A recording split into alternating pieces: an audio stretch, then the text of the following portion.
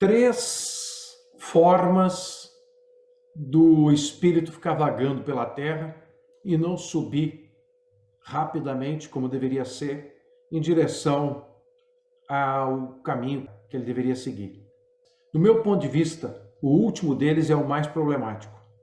O primeiro deles aqui que eu quero abordar é a questão do apego. Sabe aquelas pessoas extremamente apegadas a objetos, coisas, sentimentos, situações, bens materiais? Aquelas pessoas que são apegadas às vezes à roupa, ao sapato, ao carro, à casa, a um objeto, ou a alguma pessoa, ou ao filho, ou ao pai, ou à mãe, à esposa, ao marido. Enfim. Essas pessoas, quando desencarnam, elas ficam, a emoção e o sentimento do apego permanece, porque elas querem ficar junto daquele objeto que elas querem e que admiraram a vida inteira. E aí isso impede a subida mais leve para o plano divino. E essas pessoas ficam, todos esses três que eu vou falar, esse é o primeiro, ficam na volta, mesmo que amem, perturbando o meio ao qual eles se inserem.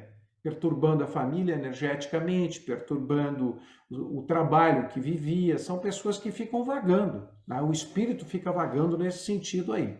Bom, o segundo caso são de pessoas que partiram de uma maneira muito rápida e não perceberam que a morte chegou. São aquelas mortes acidentais, são aquelas mortes prematuras, né? Uma queda, um acidente de carro, um tiro, foi morta de surpresa, né? Aqueles casos assim. Aí a pessoa fica vagando porque ela não tem noção de que morreu. E ela fica frequentando o seu ambiente, frequentando a sua casa, frequentando o trabalho, frequentando os lugares que frequentava. E, logicamente, também perturba muito o ambiente aonde ela passa a frequentar. Por quê? Frequência de rádio. Quando você está andando de carro numa estrada e você está sintonizado numa determinada estação de rádio, e você vai rodando, rodando, rodando, daqui a pouco começa a entrar uma outra estação energética, né? Energeticamente falando, um outro sinal de uma outra rádio em cima daquela rádio que você está escutando. E isso fica dando interferência, porque ali tem um endereço, ali tem um local onde aquela rádio ela está sintonizada ali e fica vindo outras em cima e dando interferência. Aí não fica boa nenhuma e nem outra. Então essa interferência do espírito, quando ele deveria ter subido e não subiu, ela é extremamente danosa para o espírito e também causa um dano muito grande para aquelas pessoas que estão na volta. Bom, e o terceiro caso, esse aqui para mim é o mais importante, né? Mas antes de entrar nele, antes de clarear para vocês, eu quero dizer o seguinte: nós precisamos, principalmente nós, os encarnados, ter essa consciência aqui e agora. Não para aqueles que já desencarnaram, mas para que a nossa passagem ela seja a mais rápida possível. Voltar para casa da melhor maneira possível. Então, para voltar para casa da melhor maneira possível, a forma principal é a leveza. Simbolicamente, nós falamos subir para o plano. E para subir tem que ser mais leve. Então, como é que eu posso levar uma vida de forma mais leve? É cuidando das minhas emoções, dos meus sentimentos, dos meus pensamentos. E aí eu consigo crescer e evoluir espiritualmente e crescer aqui na Terra também. Que conseguem fazer essa passagem mais rápida são pessoas que fazem o bem, sabem perdoar, que sabem amar. São pessoas que conseguem viver harmonicamente ou a maior parte do tempo em harmonia com o meio, com aqueles no seu entorno. São pessoas que respeitam os animais, são pessoas educadas, são pessoas amorosas, pessoas gentis, né? Essas ficam leves.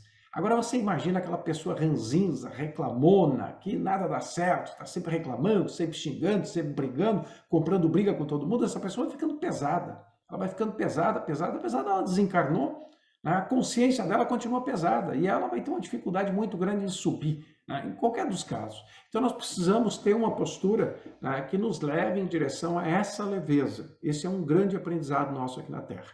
Vamos ao terceiro ponto, sem mais delongas. O terceiro ponto das pessoas que ficam presas, os espíritos que ficam presos ao plano terreno, são por interferência dos seus familiares. Exatamente, você está ouvindo bem. Aquela pessoa partiu e os entes queridos aqui na Terra ficam, além de um período razoável de luto, ficam puxando a pessoa aqui para baixo. Você conhece alguém que, na partida de algum familiar querido, essa pessoa ficou por muito mais tempo do que deveria? Porque o luto é normal, nós chorarmos, nós ficarmos tristes, nós sentirmos a saudade, isso tudo é natural. Agora, tem pessoas que exageram, não param de falar na pessoa, ficam choramingando, ficam reclamando, ficam algumas, inclusive, acusando aquela pessoa que partiu, que ela não deveria ter partido, que era um absurdo deixá-la sozinha nessa situação, ou chorando porque aquela outra pessoa faz muita falta para ela e ela se sente vítima do mundo, às vezes culpa Deus e todos por ela estar naquela situação. E a outra pessoa que partiu, por gostar desse ser que está aqui embaixo, ou desses seres que estão aqui embaixo, eles acabam ficando preso no plano, tentando ajudar. Só que nem nos casos anteriores vai ter interferência, eles não vão ajudar em nada. E ainda vão ficar também muito ressentidos, querendo de toda forma auxiliar. Uma pessoa, quando está moribunda, numa cama, num leito de hospital, está realmente já nos seus últimos dias, o que acontece? Os familiares ficam todos na volta, chorando, rezando, pedindo para que a pessoa não vá. E isso é uma coisa que no passado até eu fazia. Não se reza para ninguém viver. Não se reza, não se faz corrente de reiki, não se faz oração, não se faz nada nesse sentido para alguém viver. Mas como assim, professor? Eu explico. Nós não sabemos qual é o desígnio, qual é o destino, qual é a melhor hora dessa pessoa. Tem um plano maior, tem um projeto maior para isso. Será que já não é a hora dessa pessoa? Pois é. Então, quando me pedem para fazer oração, para entrar em corrente de reiki ou algo parecido, porque eu fui professor de reiki por muito tempo, né? Milhares de pessoas iniciei, né, por intermédio do reiki, eu e a minha esposa, a Sinara. Às vezes as pessoas nos pedem, entrar numa corrente porque tem um irmão, tem alguém lá que ela gosta que está no hospital lá para salvar a vida da pessoa. E nos meus cursos de reiki sempre eu dizia, não me chame para salvar a vida de ninguém porque eu não sou Deus. Eu não sei qual é o melhor momento dessa pessoa ficar ou partir.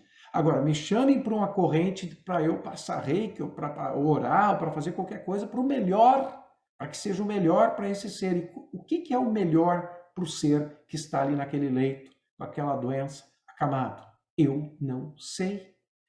É ignorância minha e até arrogância e prepotência eu achar que o melhor daquele ser é ele ficar vivo aqui na Terra, ele ficar pegado a um corpo, porque eu não sei, eu não tenho ideia, né, do que seja melhor para ele, porque tem um projeto maior.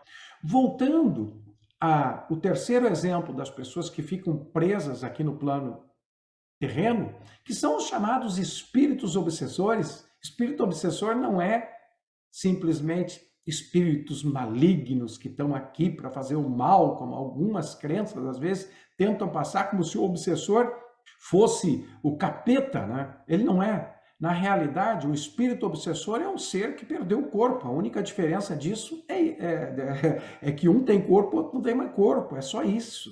Então, quando eu fico choramingando, quando alguma pessoa fica choramingando, fica reclamando, fica insistindo em não aceitar os desígnios da outra pessoa, porque ela está preocupada com quem?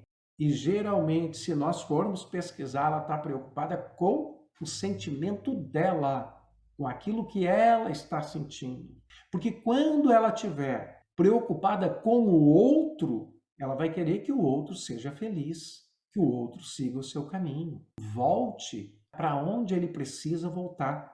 Mas não, na grande maioria, aqueles que ficam chorando as pitangas aqui não estão preocupados com o sentimento do outro, estão preocupados com o vazio que a falta daquele outro está fazendo para si. Então, na grande maioria das vezes, claro que é inconsciente isso, né, gente? Na grande maioria das vezes, esse é um sentimento extremamente egoísta.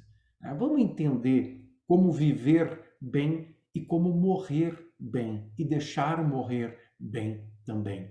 Claro que eu não estou falando aqui que nós devemos abreviar a vida é um dom de Deus, mas nós podemos também protelar a vida. E como é que nós podemos protelar a nossa vida? Fazendo as coisas da melhor forma possível.